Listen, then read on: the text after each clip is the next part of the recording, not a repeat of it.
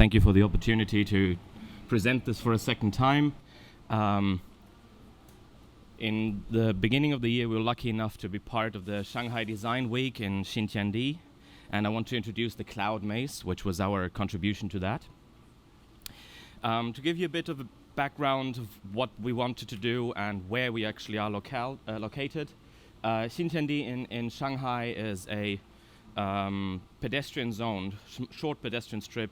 As you see in the background, still mostly high-rises around. But as you see there on the left, it's actually the starting point for this lower, more human-scaled, two-block-sized area. And the Shanghai Design Week featured several exhibitions along this pedestrian strip. We were lucky enough to mark the beginning of that at the crossing where everyone gets dropped off, basically. And the theme, they didn't have one specific theme for the installations to work with. They rather gave a framework where they wanted us to present inside, dealing with topics of the localization of an physical human being in the age of the digitalization. So quite broad as itself, and we try to reflect on that. There were a couple of themes that were important to us from the get-go. One was the question of the city and the landscape as two poles. If we think about digitalization and real materialization on the other side, those two are kind of the extremes, to go back into the nature or be in the middle of, the concrete jungle, basically. So we started off with a metaphor for the city, and we chose the maze. I mentioned the concrete jungle, the urban maze. Those are very direct associations. We tried several out, and we stuck with the maze in the end.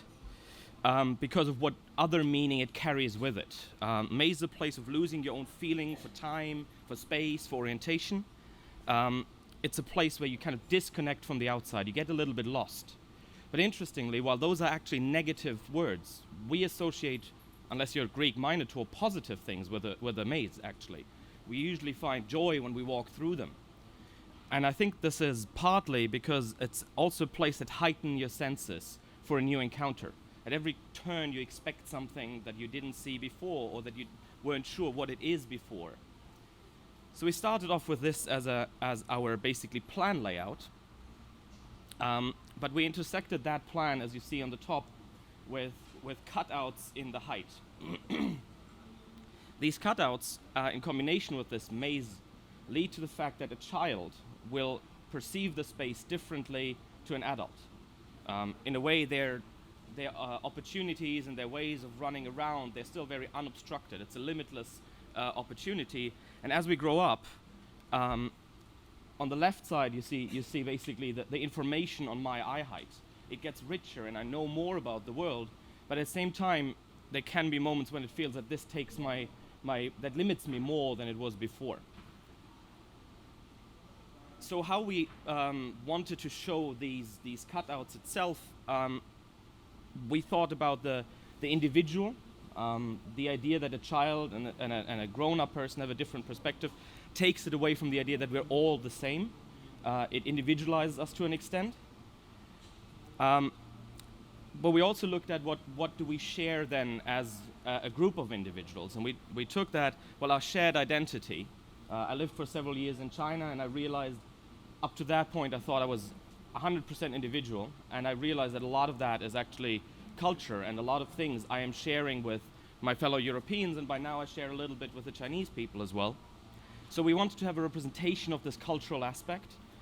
We took a look at landscape drawings, both in terms of the style of drawing, these horizontal lines with the ink fading down, actually being a sequence of lines, but also at the shape of those mountains, for example, in this case depicted. This is clearly a central Chinese mountain. The Alps would look very differently from the outline. So we took this cultural prototype and used it as a kind of idea-giving principle for our shape. The sequence of mountains you see on the top left is deliberately positioned so it counteracts the points of the maze, to strengthen this effect that in some places the kids can run around, in other places the adults can join them, but not everywhere. And the effect in the end is this well, 2 horizontal metal discs, 5 meters in diameter, 4 meter high, 3 columns that, as you see in the pictures in a second, in most views actually disappear, and a sequence of metal curtains hanging from that downwards with these different length cutouts. The design process took relatively long, not an efficient process, if we're honest, for an architecture office. A contrast to that was the construction process. We had 2 nights. From 11 at night till 4 in the morning we could build. We realized this in those 2 days. And the result is this, well, starting point to the design week. Here you see the view from the most important place in Shanghai, the Starbucks shop. It forms kind of a backdrop to it. And what you see here is how the installation kind of changes its character and its appearance depending on the angle. From this point of view, the cutouts form something like a cloud in itself. Title cloud came actually much later in the process because we discovered things in our own design that we didn't see up to that point. But from other points, here on the left side especially, you see directly the first view when you arrive on the scene.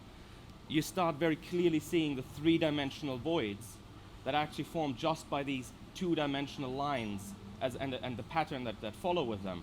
And they do something that we were hoping that it would achieve that effect, and we were quite lucky in the end that it worked out, that we very indirectly bring back this idea of the Chinese culture into this design without making anything that's, well, archetypical Chinese or red painted or using ornaments that are usual there, but we use this indirect way of representing something that was important to us. A couple of the effects that it had were what we were hoping for. The kids love this installation. They run through it like crazy. The adults love it for the first 5 to 10 minutes, and then they have to catch the kids, and they sometimes struggle with that a bit because the kids do 1 meet and the adults have to do 5.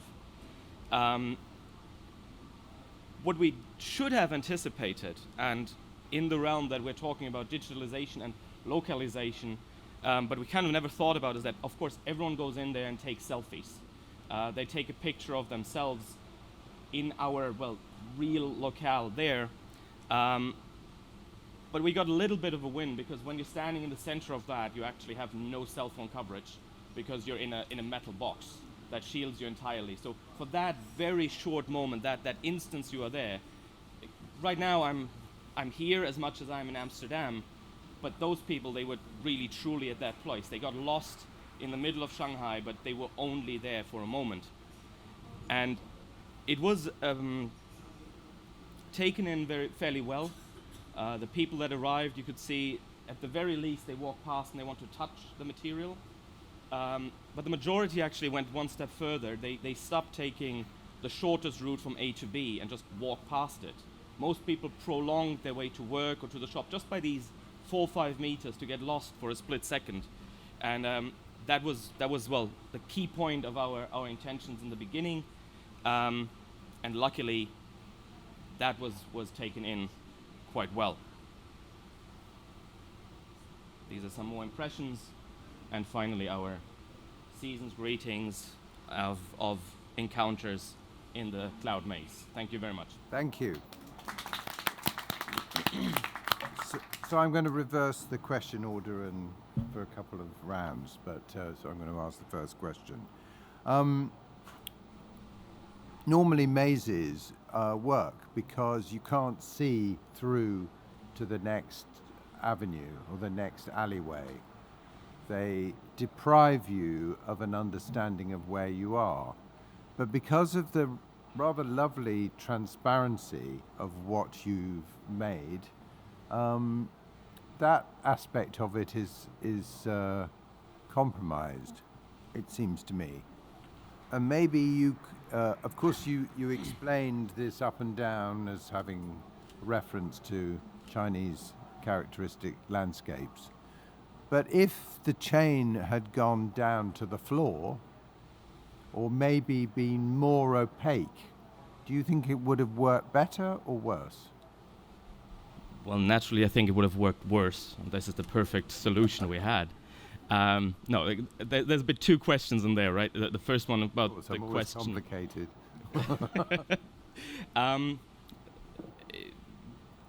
The question of the opacity in terms of finding one's way. Well, this is not a wayfinding exercise, is it? It's an anti-wayfinding Yes. exercise. Yes. The effect that we discovered is that I am not actually sure if it would have been a stronger, let's say, disorientation effect if it had been closed. If you think of fairs, for example, we go to mazes that are made entirely out of glass. They, for me, are the most confusing, actually, because you are close in proximity, in spatial proximity to the person next to you, and you see that relation to them. But after a while, you have to accept that actually it is not my physical proximity that determines if I'm close to you or not, but more or less the amount of layers that are between us, the steps of connection. So I don't, and I mean, I drew the maze and I should have known the way through it. Still, when you walk into it, the effect that you see there are more steps on the other side, they did not take away from that. Okay. Just mentioning briefly the question that we decided not to let it go down to the ground. Even in the parts where they are long, they still have a 10 centimeter offset from the ground. There is a Buddhist philosophy or approach to it that I can not as well represent as my Chinese colleagues. I'll try to explain nonetheless. The idea that the solid state and the fugue state, the lightness and the heaviness, are at one point interchangeable. And the idea that a mountain and a cloud, if we think in billions of years' time, are the same thing, and then there's certain oneness, we try to bring in. And the fact that actually the mountain is the void in this case, and the heavy metal steel looks like a soft curtain, but when the wind comes, it's completely unobstructed by it. And Yes, it's sort always of floating switching a little. because the solid has become completely open and the air has become nearer to solid. Anyway, thank you. And I thought it was some kind of plastic material, but actually it's perforated metal sheet, is it? It's like a chain mail, basically. It's a linked chain, a metal It's a chain. in itself. So yes. when it's hanging, so it's moving and people. So tell me, why do you have those concentric circles when the actual plan is completely different? So because it's somehow kind of. I will pick up the plan to it. Yes, So yes. if you take this plan as a reference, Yes, basically, Yes. you see Yeah. that these concentric circles, they are the starting point for our grid. There's a structural idea behind it, obviously, and a production cost question, but they were the beginning of all of this. So 90% of our curtains follow exactly these circles, and the effect as a result is that when it glows up at night, the edges of the bottom edge of these chains, they become illuminated, they reflect, because the heaviness leads to the fact that if a human touches it, we are strong enough to impact it. Wind or rain actually didn't actually influence it. I think I understand you somewhere.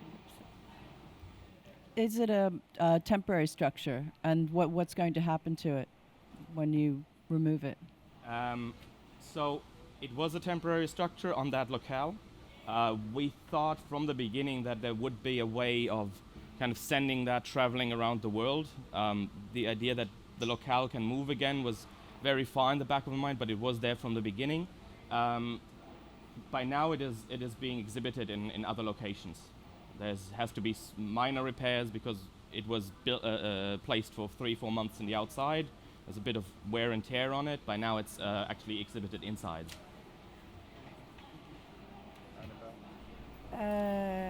Yeah, I agree with Eva about the flooring, the circle on the floor, who are very present and take a lot of comparing to the maze itself. That we are just our eyes are going directly on this flooring, which for me not necessary. And I have also the skirting in mirror, and the ring on the top also stopped my impression of going into a maze. So that's also the question I could have. And the importance of the lighting on the floor, I suppose, is also a bit strong.